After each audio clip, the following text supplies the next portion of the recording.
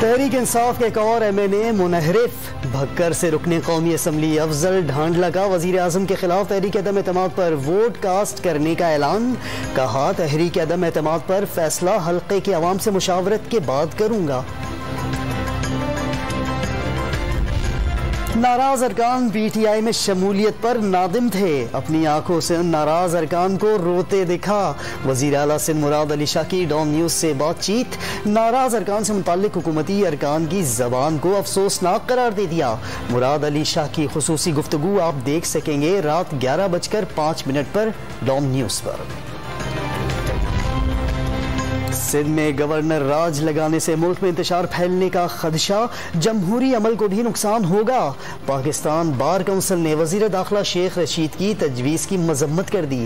गैर जमहूरी इक़दाम रोकने के लिए हर हद तक जाने का भी ऐलान।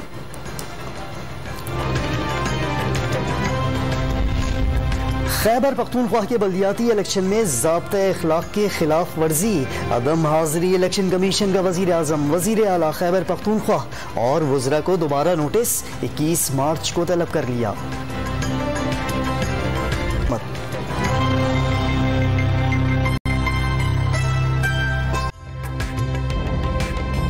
ताज़ा तरीन वीडियोस के लिए हमारा YouTube चैनल सब्सक्राइब करके बेल आइकन प्रेस कीजिए ताकि आपको मिले हर अपडेट सबसे पहले।